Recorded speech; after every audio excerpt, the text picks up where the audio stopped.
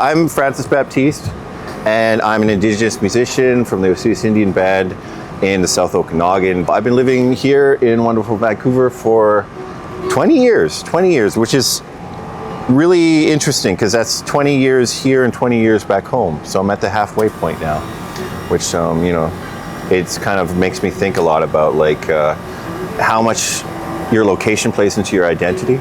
You know, I've always thought of myself as a small town guy coming from a small town, but I've lived now literally just as long here as I've lived back on the res at home.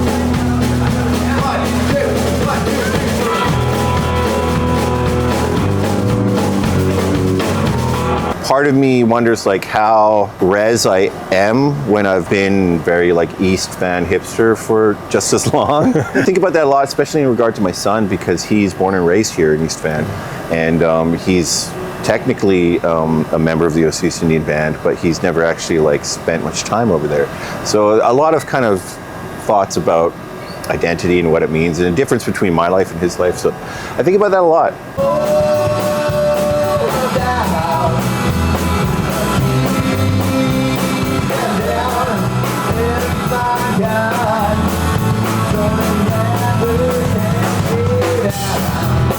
How do you think that kind of duality impacts your music? Music-wise, I tend to just use music as kind of like a therapeutic tool and almost like as a journaling type thing. Like when I listened to the first album, it's very much what was happening that year. Like the songs are just about the divorce and the separation and everything.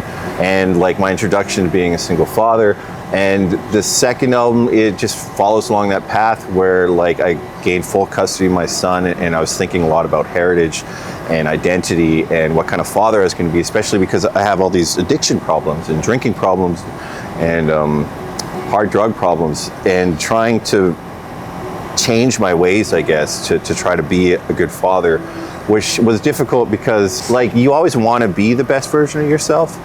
And you think like a lot of people would think you have a child and then that kind of like wakes you up and you just instantly become a better man. It doesn't really happen that way. Like you have 30 years of bad wiring that you have to kind of undo and build new habits and kind of cut off the toxic people in your life and build new relationships and meet other parents at the school, like all this awkward shit that is like, and for years I was just like the weird guy that picking up his son, and they're like, this guy's a mess. And I think I've become a little more of a presentable father in the last couple of years, I'd like to think. 'Cause I'm the worst part of the best people I know. I'm looking for trouble like trail trouble girl.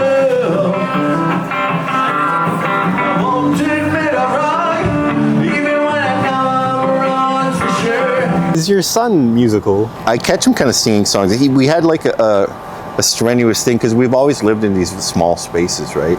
So he hears me writing, he hears me rehearsing, and it's a lot to like, aside from him being my son, it's a lot for a roommate to have, right? Like the walls are paper thin and he's like so sick of these songs, and like, and especially if I'm like doing just scales in the morning with my voice, like la la la, he's like, Dad, or he's Dad, duh. He has the duh at the end, and I'm like, Finda, what is it? And so he kind of hates it, but also kind of loves it sometimes. Occasionally there'll be like this really wholesome moment where he'll be like, I think I'll be like, what do you want to listen to if we're in the car or something? He's like, I really like your songs. And I'm like, oh, my heart.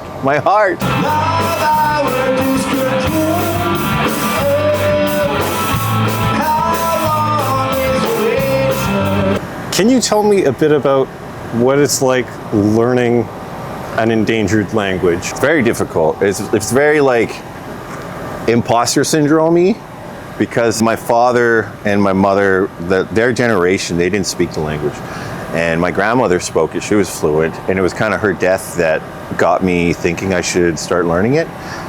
Because that's like when it kind of clicked for me that it was really endangered. And I went to meet with the First Peoples Cultural Council, and they keep all the stats on where the languages are and how many people are learning them, how many programs there are, and all that kind of stuff. and they had like some number that was less than 100, and I was like, wow. And I was like, this could be like gone really soon in a couple generations. And it feels kind of almost hopeless because like I'm 40 now, and so like learning a language at 40, everyone tells you it's so hard, it's easier when you're a kid, especially like learning a language that is basically like Latin. It's just like, it has no practical use today. It's kind of just like ceremonial. But like I don't think, even if I did learn it really well, I can't imagine a scenario where I'd have a conversation with somebody in my language, even if I went back home. So it's like the act of learning it is just an act of like preserving our heritage. Like the practicality of it isn't really there. It's not like I'm ever gonna get a job with it or anything, or even just chat with somebody with it. But it's just an act of kind of remembering where you come from and placing value on your ancestors and value on your family that comes before you. So it's been difficult, and especially because I'm so isolated from my community. I mean, there's like a little bit of online resources, like WAV files and PDFs that you can do, but it's really tricky without a person there because there's a lot of sounds that I really struggle with, and I don't have anyone in the room to coach me through it. And then I'm always like worried that when I go back home, that people are going to be like, that's not how that's pronounced. And I'm like, I'm trying my best, I'm sorry. But I have been connecting lately with a couple family members back home who are working at this Simpuk Chin, which is a school we have there. And just expressing that I'd like to kind of get back into it, a little deeper into it, because I've been so busy lately with music stuff that I've kind of, the language learning has fallen off a bit. And I'd like to make it a more central part of my life again. And so I've been connecting with a few teachers back there and trying to arrange some like tutoring, maybe like a weekly tutoring session through Zoom or something. But it's been tricky. Like I have a new album that's coming out in October, and it's entirely in English. And part of it was just like I don't know, I felt like I didn't really have the time to translate it and figure out how to make it work. And part of it was just kind of not what I was writing about this year. I mean, I've been so addiction focused and trying to get out of addiction and trying to like put my physical and mental health first. So the new album is entirely about addiction and addiction recovery.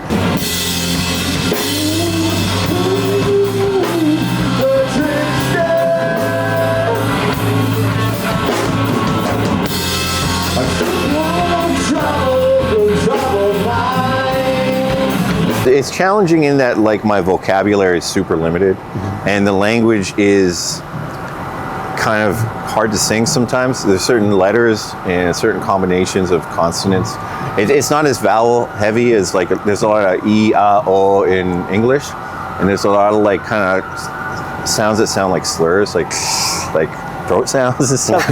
and so like we used to writing in melody in English, which has these kind of projecting E, I, O, U sounds. And then when you have less of that, it makes writing a melody.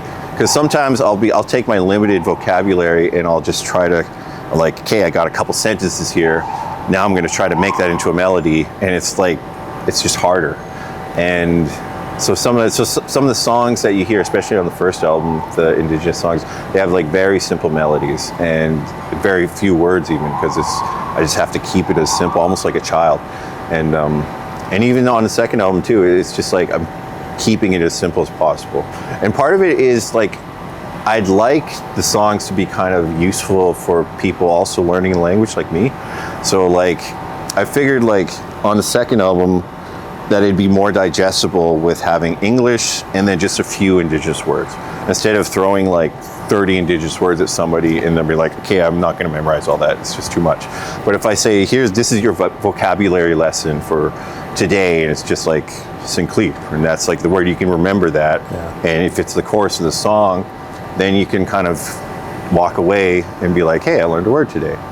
And I think that's a little more valuable than throwing a whole avalanche of words and then you end up remembering none of them, right?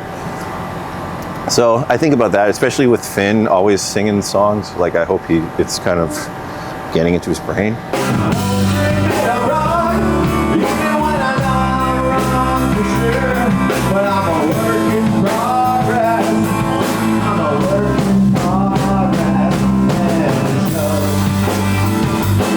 But you've talked before about the Vancouver music scene. Yes. And I was curious, like, what would you like to see? What do you think's great about it, but also what would you like to see change?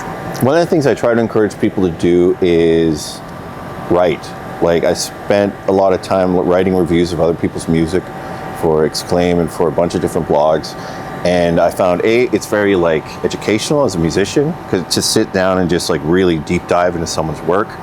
And especially if it's one of your peers, because then you kind of have access to them. I could just call them up and be like, hey, what were you thinking for this song, blah, blah.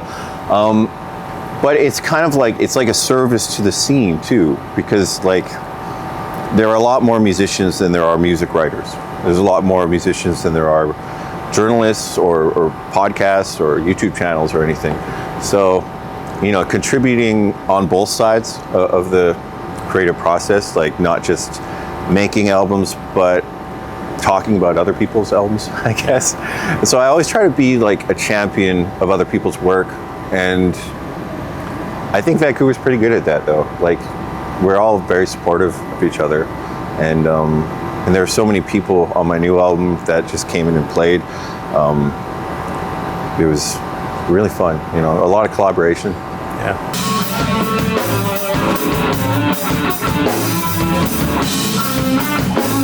I'm playing Catalano this year, which is going to be super fun, and Music Waste, which is going to be super fun. And so the single coming out June 13th. There's another single in July, I think. I don't have the date off the top of my head. But a series of singles until the album in October.